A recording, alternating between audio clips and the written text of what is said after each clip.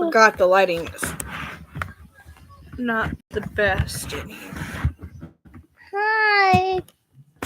Hi, Osmo and me today. And that's it. What? Wait. Hold on. I'm still trying to get the light. All that came in that package? Yes. I'm trying to get the light to go. And it's not. We constantly have too much light, don't we? Hi, Too much light. Okay, so what? I was trying to do a YouTube video.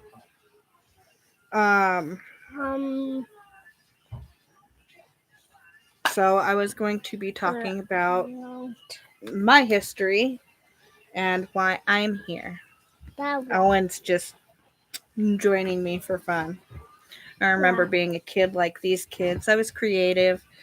I was outgoing. I was the typical child that you'd think that was going everywhere. I was smart.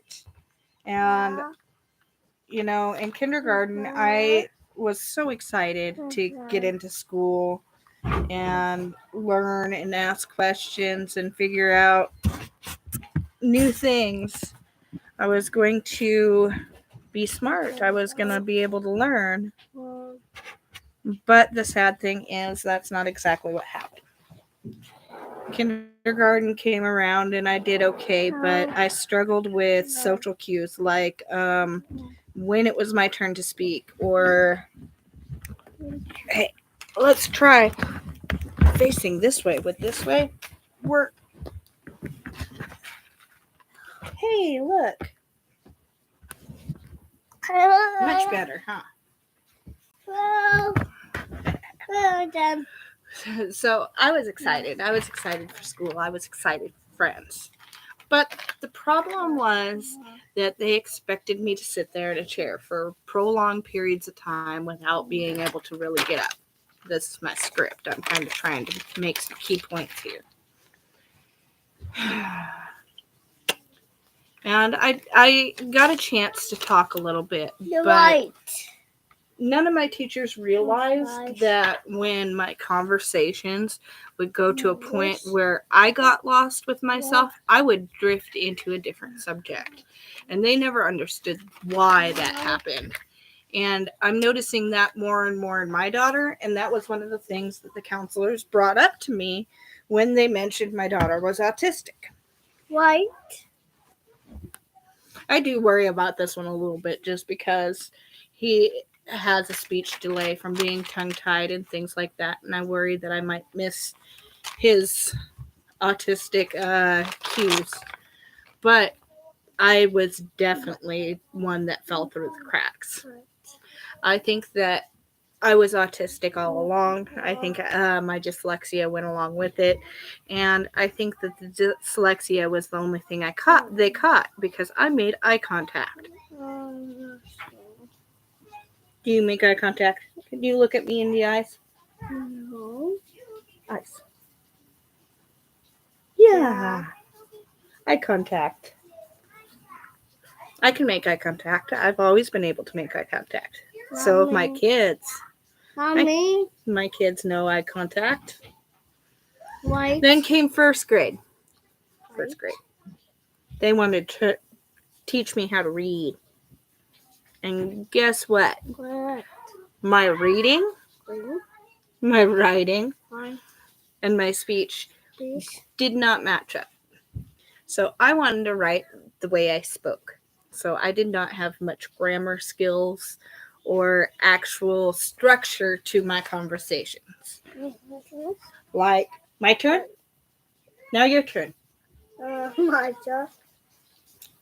So if you get a turn talking, your turn? Yeah. Yeah? Right. Not my talking. Also, about my birthday good guy. Owen? After your turn, whose turn is it? Joshua. My turn. So Uh, I struggled with my turn, your turn type conversations. I struggled with like, hey Owen, how was your day? Thursday. Good day? Are you going to tell me about your day? Oh. We play magic. And Bucky. And soup. See, and a lot of the time I would struggle to have patience to be able to talk. I know you're not done. And foot. We play go. And don't make and go birthday. And I struggle to stay on topic because if it's not an interesting topic to me, I don't talk about it. I know. Circle, yeah. That's good. That done. Mm-hmm. So every year I would get super excited for school, and every year I would get basically disappointed in what school was. I was not learning. I was getting left behind. I had so many questions and nobody would answer them for me. They just didn't understand why I didn't understand. So when you're going around in a circle with, I don't get it, and the teacher's saying, what don't you get? And you say all of it, or I don't understand how to explain what I don't get. The teachers are so frustrated at me that it was just a circle of torment and arguments. And nobody really did much for me. They just passed me from class to class. As a child, I blamed every adult that I encountered. I hated teachers. I hated teachers with passion. I thought they hated me. I thought that they did all of this on purpose, that they purposely caused me emotional problems because they wanted to hurt my feelings, and that they were mean people, and that was their lives, was just to make kids miserable, and that they didn't care as long as they got paid.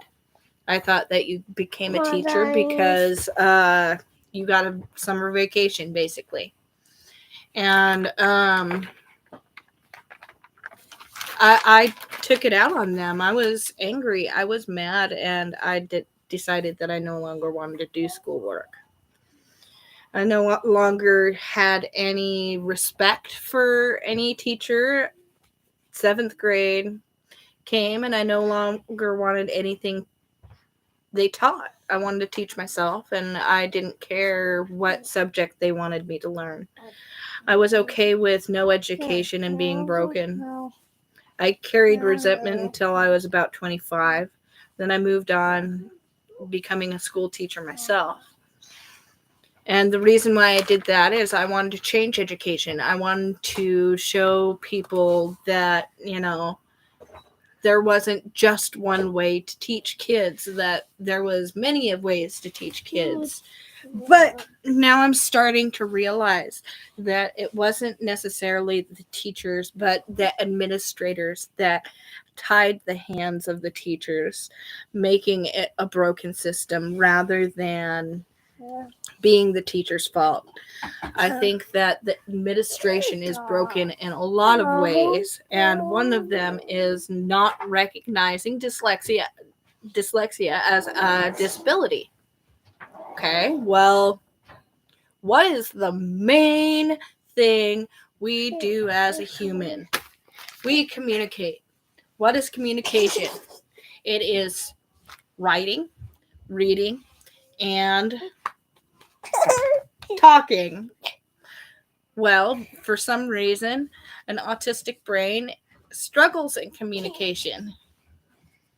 And mine surely did. And they never caught it. They never caught the communication. And they never understood what broke away from me following instructions. I always wanted to follow instructions. You put them on backwards again. I always wanted to follow instructions, but struggled to put directions to work.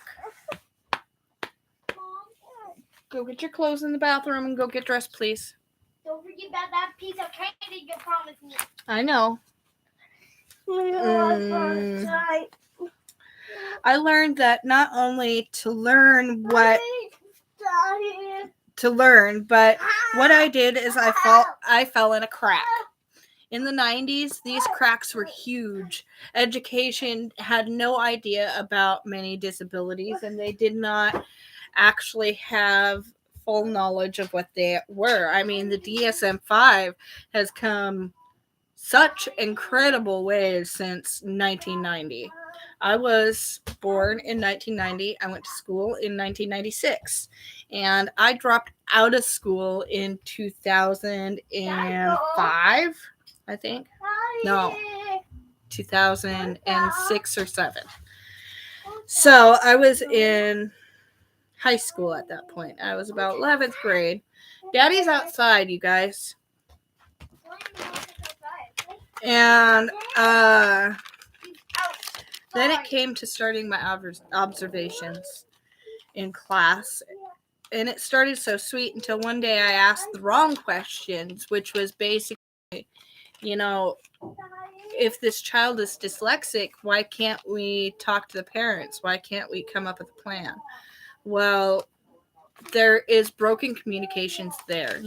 When it comes down to it, a teacher can't actually go up to a parent and say, I think your child may be dyslexic.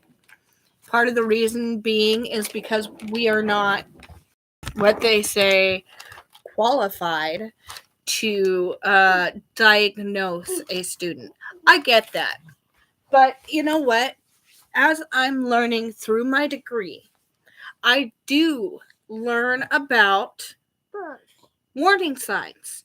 Why is it so hard for parents to hear about warning signs in their children? I would have loved somebody to come up to my mom and say, I think your daughter's autistic.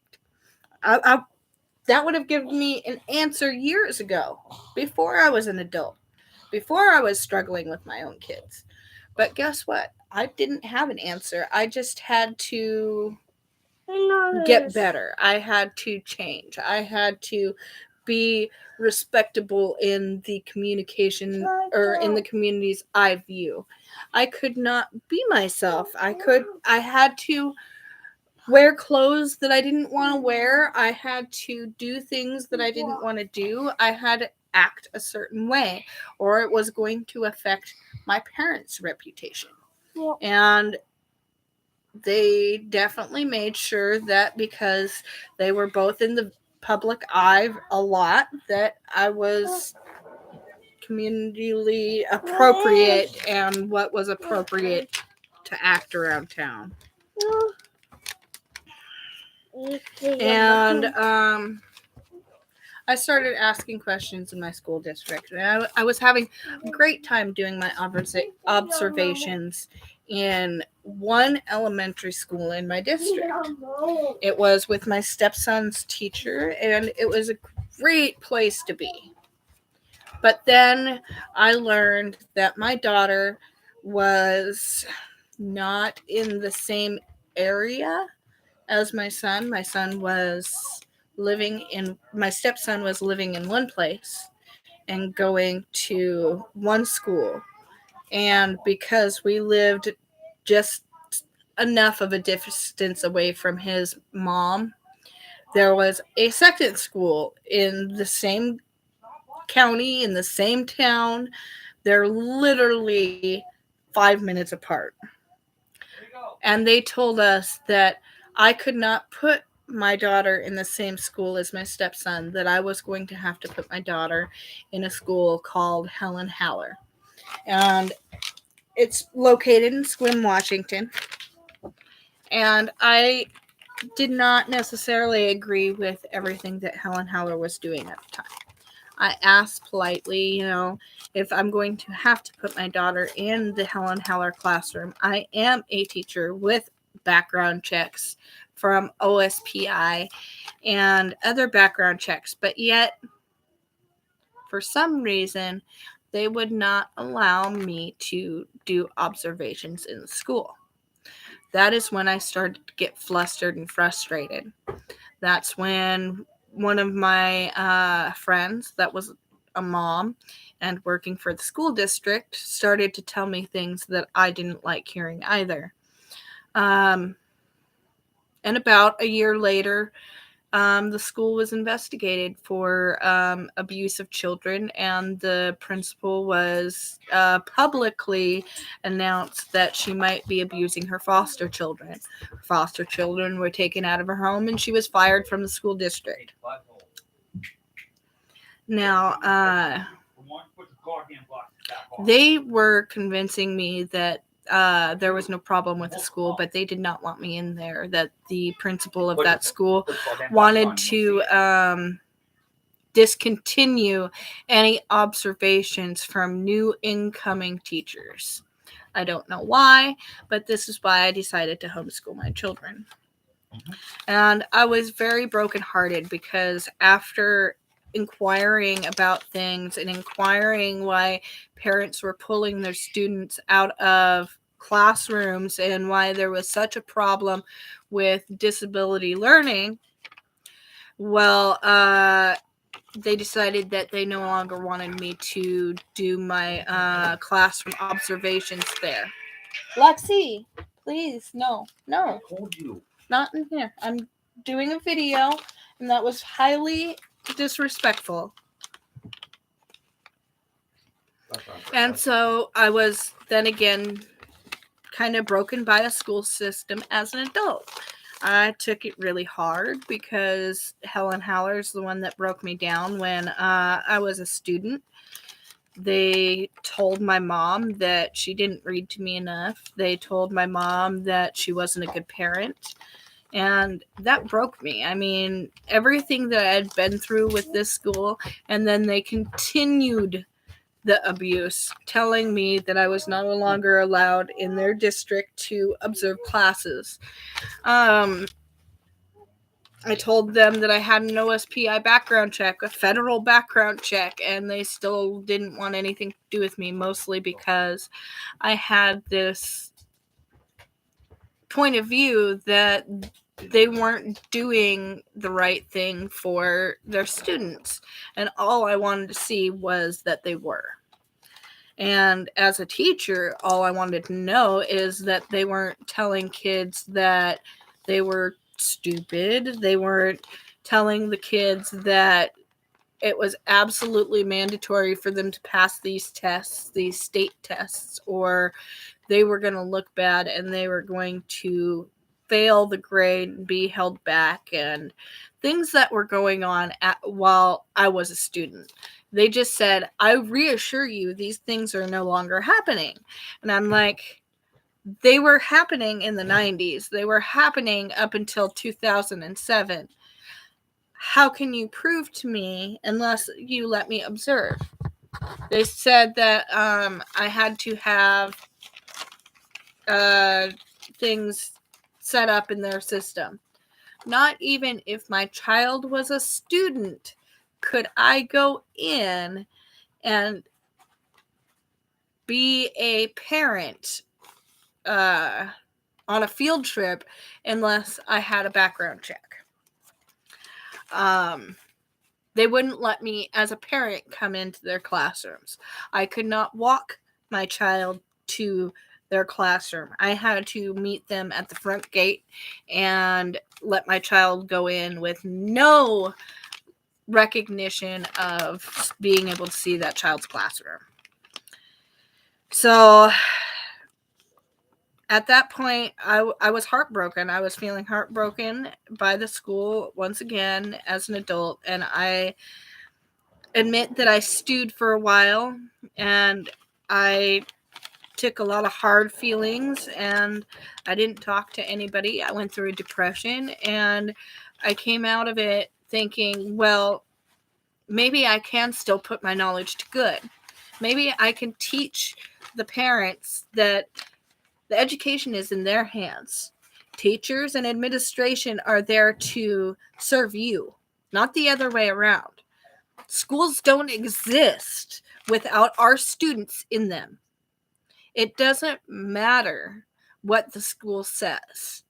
They're in service to us as a parent. Us as a parent, we are the first teacher of our child. We know how to teach our child. We know our children from top to bottom and how they learn. We know if they are hands-on learners, or if they're audio learners, or if they're visual learners, or if they need to read, or if we know how they learn. We know how to present information to our child to make them grow. We always have, because we're the parent. You know, when a baby cries, we instinctively change their diaper. We instinctively give them a bottle. We cuddle them. We swaddle them into a burrito and we put them in bed. We know what our child needs. We know what our child is lacking. Me, as an adult, I realized that I had control of a lot of situations at home. But at the same time, I was completely out of control at school. So I had no easy medium to be able to learn what I needed to. I struggled. I did. And now I just want everybody to know that we can work together and make a better education system. We just need to take certain things that teachers are being taught and put them to work more. I'm going to talk about education a lot. I'm going to teach you where we started back with back with 100 years ago in education systems. We're going to learn about Spock. We'll learn about what these other doctors and educators were talking about. I haven't gotten a chance to look at my notes from school, and I was actually going to make some new notes on the 100 years of education that we've learned about in school to be a teacher. But I want to teach them to you. I want you to know about Maslow's hierarchy of needs. I want you to know about Dr. Spock. I want you to know about the id, the ego, and the superego. These are things that can change parents' lives. Not only change parents' lives, but change teachers' lives. Anybody involved with a child should learn these things. They come together and they show you what is in a child's brain. And during COVID-19, I really studied up on these things. I studied up on disabilities. I studied up on failure to thrive. I studied up on it all. I looked into orphanages from Romania. I looked into parents that left their children in the butter box in China. There are so many wonders in this world that we put out there because children are in need. Now, we can make them better. I mean, it took one person to say, I'm tired of feeling guilty for walking around China and knowing that there are people leaving their babies in trash cans. So the gentleman decided, let's make a box. It's going to say butter box, and it's a huge box in this guy's wall that you pulled out like a shelf, and the mother could place the baby in the box and push it back in. It had heat lamps and everything else until this gentleman could come, take the abandoned baby, and find it a foster home. Now, people like these that had outrageous ideas because of the bad things that were happening are the ones that make the world change. We need a new idea. And as COVID-19 came along, we got into technology. We started doing homeschooling. We started doing online schooling and realized that there was a loss in communication and a gain in communication. I mean, we all struggled with communicating, but yet when it came time, these Zoom videos and I mean, we had doctor's visits, we had mental support, we had all of it, just because we had basically shut down communications and we were using the computer. So, therefore, nobody had the excuse of transportation to not service their mental health or a child's mental health needs. This is what also made it possible for me to gain access to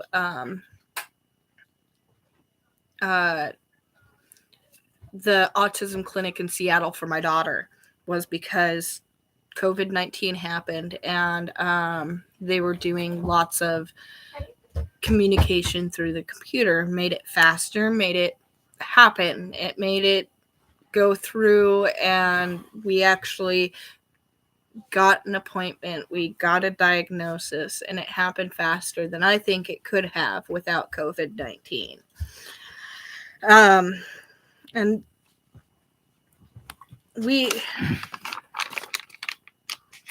it's not because of technology that we're losing these communications. We're losing the communications because we're not being taught certain things. We are not seeing certain things. We are not in the same community as we were when we were farming and when we were talking to people one-on-one every day. We had to communicate with people. We had to do our own math. We had to, our brains were functioning differently. Now, tell me that autism is not a change in our brain because of the fact that we have now downsized the amount that we need to communicate, and we are now very technically inclined. Well, I could set this computer in front of my daughter and she probably knows how to use it better than I do. But does she know how to communicate as well? No. So I think that autism is definitely a Darwin situation where evolution is taking baby steps to progress. So we need to start learning how to work with these autistic kids and teach them how to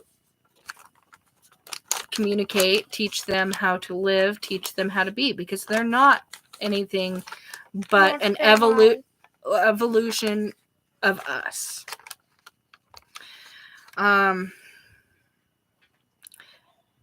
We have a hard time talking when we don't agree because it's hard to be open to the other side. This is another thing that struggles with our communications because we've stopped listening. Not that we've stopped talking, we've stopped listening.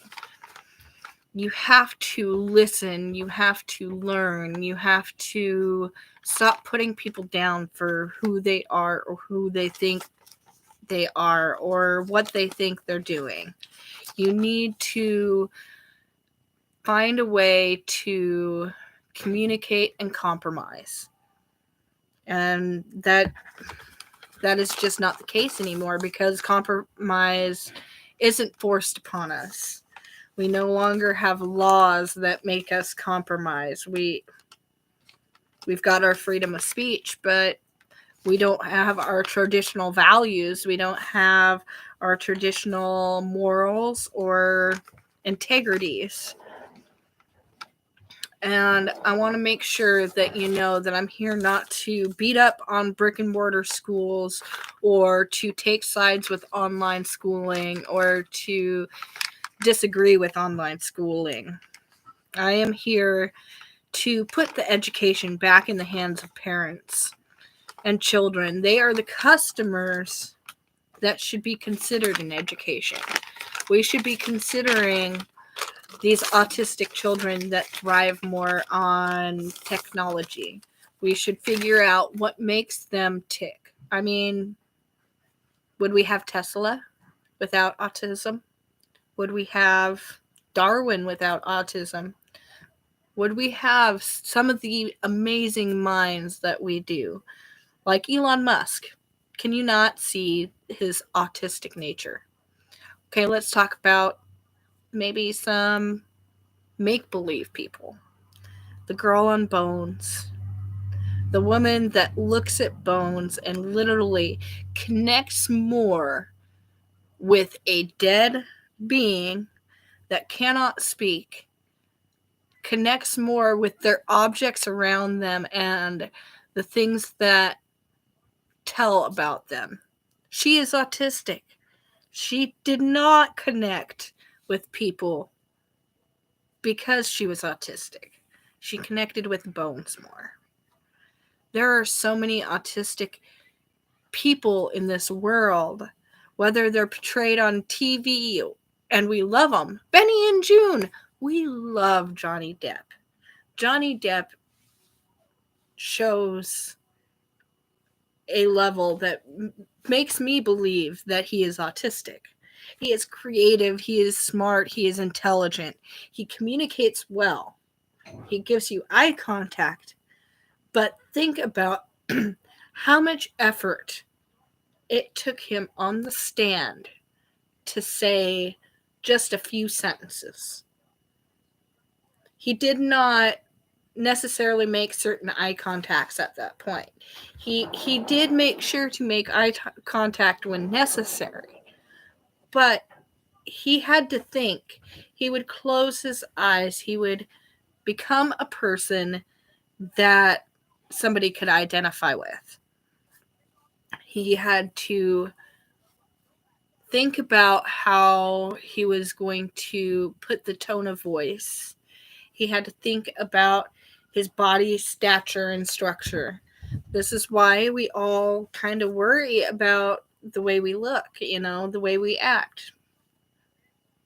Is there a normal? Probably not. But should there be a normal? No. We should be all different people. I mean, we talk about atypical versus neurodiverse, and there are so many things that you gotta realize. We are all skin, bones, muscle, tissue, and electric pulses. Those electric pulses create brain matter in our brain that allow us to communicate and to articulate and to touch, move, and everything else. We are all feelings and emotion. It's just our brains are made differently. They experience differently. Now you've got nature versus nurture. Nature provides you with DNA from all your ancestors. If you're a woman, your DNA is changed by every child that you have. Their DNA is left behind in you. So therefore, an extra chromosome is added to you. These are things that nature takes full control over. But then, like Darwin talks about, is nature puts it there. And everything around it, the people, the things, the plants, the air, the buildings, all of that eventually affects that. That is where we get evolution. Evolution happens when our DNA is pushed upward and made better by environmental factors. Now, do me a favor and look up some stories. I want you to look at the King's Speech. And if you type it into any search engine, you will come up with a movie. If you can't watch the movie, then learn about this man. He is amazing. Also, look up Benny and June. If you have not watched Benny and June, please, this is an amazing movie. Watch Benny. See how he acts. And think about everything that he does and how he behaves. Think about June. Think about how she flaps her hands. Think about how she behaves and acts. She is not a normal person. Not once do they actually specify what kind of diagnosis she has. Now, I've left you with a lot of stuff to chew on and think about, and for you to know my history and what's brought me here. I've had a lot of environmental factors that made me feel less about myself. I'm getting to a point where now I feel better about myself. I love myself more and more every day. But that doesn't mean that the things that were hard did not make big craters in my life. I have a quote I want to read you. It is from Welcome to Your Child's Brain by Sandra Amont, PhD, and Sam Wang, PhD. The quote is, succeeding at a challenge, self-control tasks build more success, but the repetition of failure may instead teach the child there is no point in trying. And I feel that one to my core because I failed more than I succeeded. And now my failures as an adult, I look back on and I know that I can learn from them. But as a child, I gave up. And that's where I'm at. I gave up. And you need to remember that there is a center where the child has learned this, is comfortable with this, and it has knowledge of that. This is where you want them to grow. You think that this middle piece right here, where there's some that they know and some that they don't know, this is where we want to be teaching. If there is too much that the child doesn't understand, and they're literally failing over and over again because they're up in this section where they're struggling too much, they're not learning. They're not in the right place to learn. You need to bring them back down a little bit and coddle them until they know that information. If they know that information, then that light will go ding and it will progress further and you will watch a child flourish. And watching a child flourish is an amazing sight.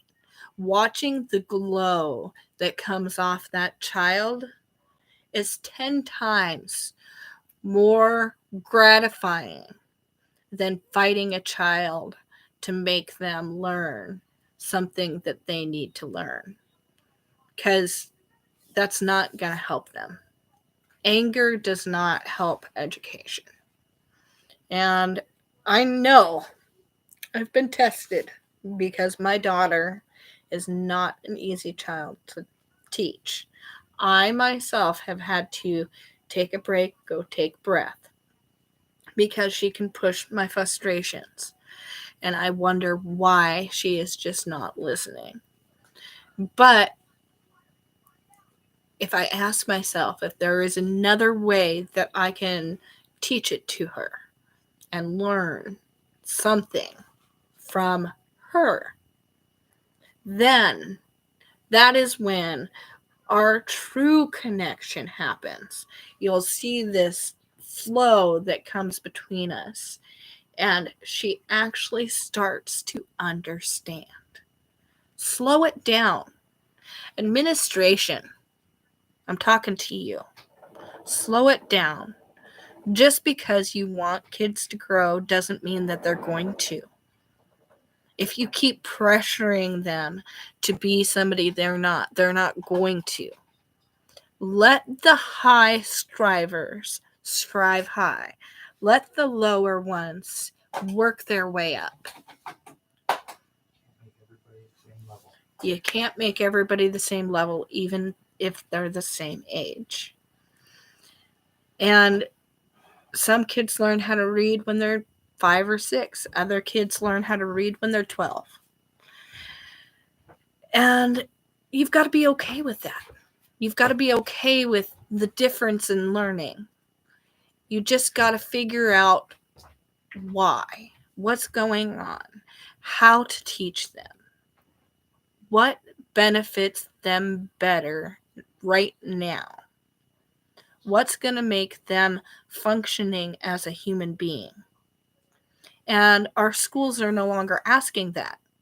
We don't offer home ec as a mandatory class. What? Are they going to learn how to cook? How are they going to learn to balance bills? There are things that were in home ec that I completely and utterly disagree with taking out of that setting. Sewing, things that are mandatory for kids to get by in life. And I feel like we are making our children struggle more because we have taken this out. We are making children struggle more because they're not allowed to have peer learning. I mean, I've sat in classrooms and watched one student try to help another and get in trouble for it. Not on a test, not on anything else, just because they should be worrying about themselves. Well, what if their friend is struggling and they're already done with their paper? They're told to silently sustain reading by themselves. They are not allowed to help a student next to them. I think that's wrong. When did we get away from that? I mean, just to have classrooms that had 6-year-olds all the way up to 13-year-olds, and the 13-year-olds were helping the 6-year-olds. Do you know what that did? That increased the 13-year-olds learning because guess what? They were teaching it, which meant that they concrete acknowledged what they were learning, which means that that part that they have learned is now cemented into their brain just a little bit more. But we're not encouraging peer learning as much anymore. It disappoints me. There are things in this system that you just need to think about. You need to think about it and think about how our brain works. Ask questions and continually to ask your teacher questions. Make sure that as a parent that you know that that teacher works for you, not the other way around. They are not there to make you feel less of a parent. They are there to work for you. And every child deserves an education. Doesn't matter what kind of education they need the education delivered to them in their specific way that they can learn. And I've got to throw it out to the K-12 Connections Academy, not WAVA, not WAVA. I'm with K-12 Connections Academy, and they have done amazing things with Lexi. They hands down put her 504 plan in place like that. They had her set up for everything she needed for success. And you know what? We're behind and we struggle. I can show you that on another video. but they're not so pushy and yelly about what we're getting done. They know we're trying. They know we work 5 hours a week with her on her education. And it has come so much better that we can put more into her education and make sure she's understanding it than just moving forward, new assignment. No, slow it down. Let's understand this assignment. Let's know why we're doing it. Why? Why are we repeating it? Because these are questions that a kid doesn't understand, and it will stop them from learning. Because why do I have to repeat it? I already understand it. Make it go away. Well, repetition has to do with remembering, not with do we understand. Repetition has to deal with building strength, lifting weights, practice. If we're lifting weights, we get stronger. We need to lift weights with our brain. Okay? Well, kids don't understand this, and they want to know why. We need to slow it down and explain the why. Why are we doing it? Why are we doing it this way? Why? Ask ourselves why over and over and over again.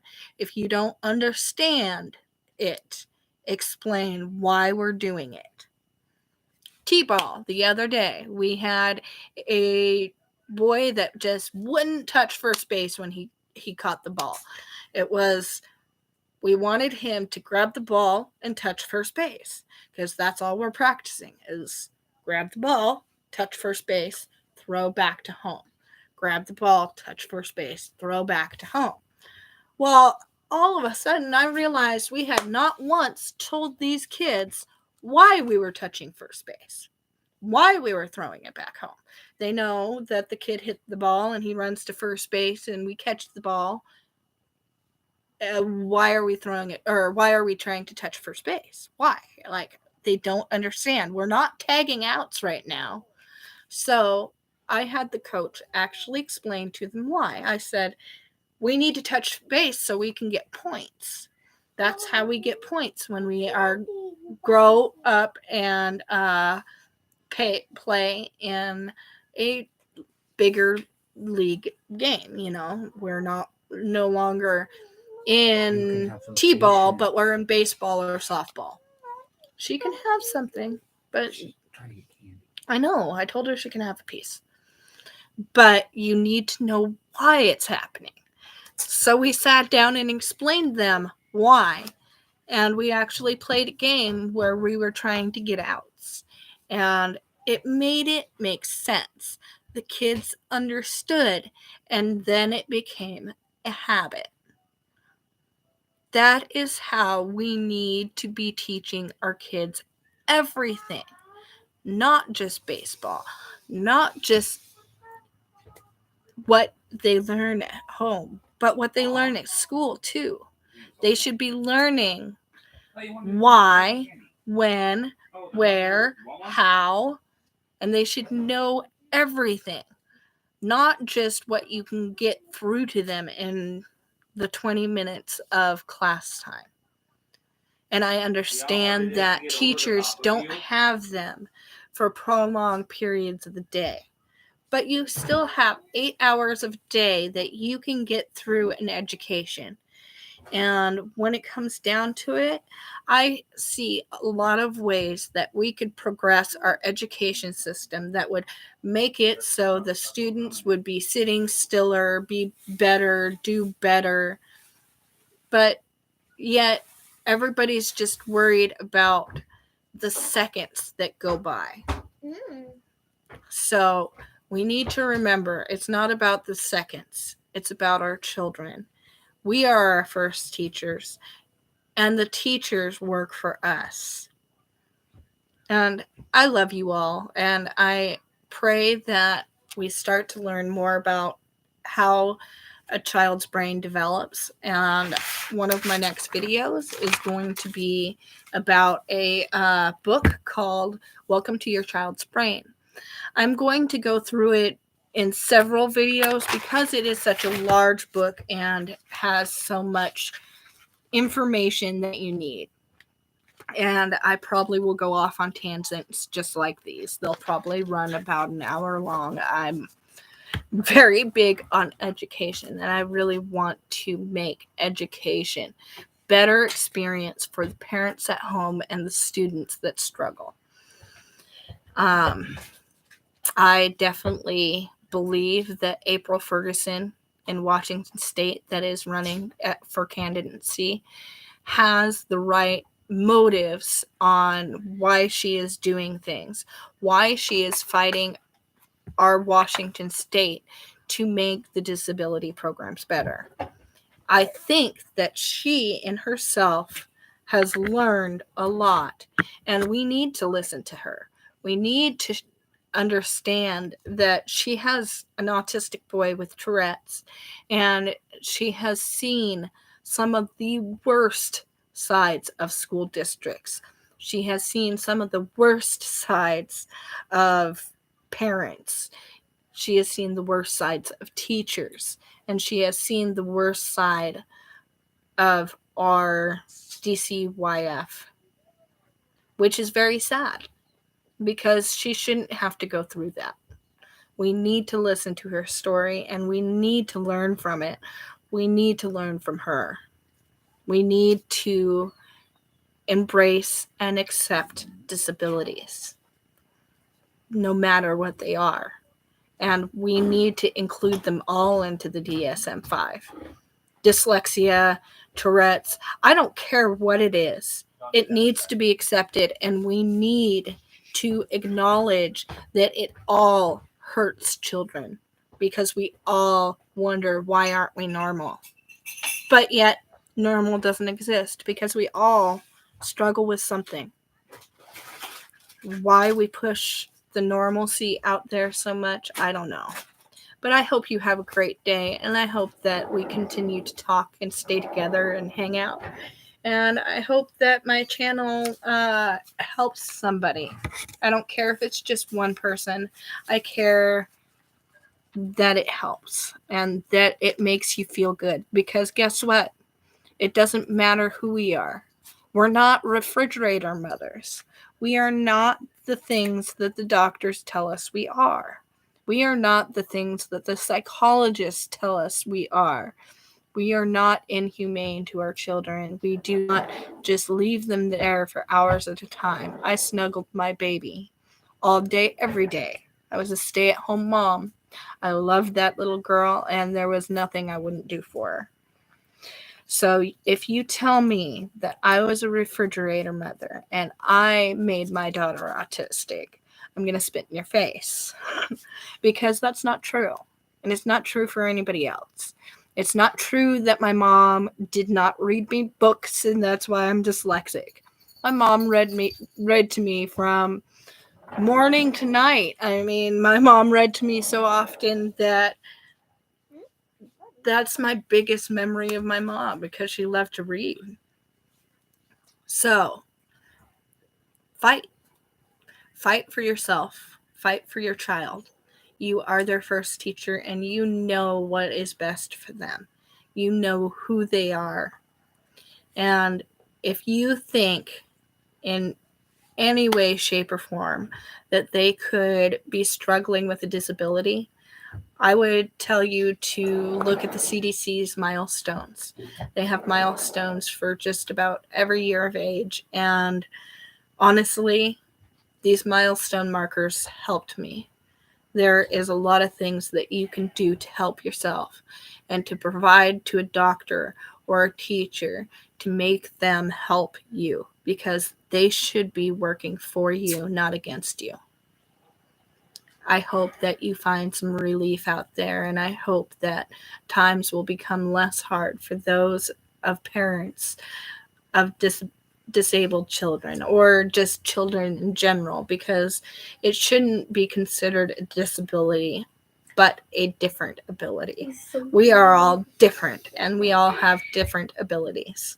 And that makes us who we are, not our education, not our strength to push somebody over, but our strength to respect someone.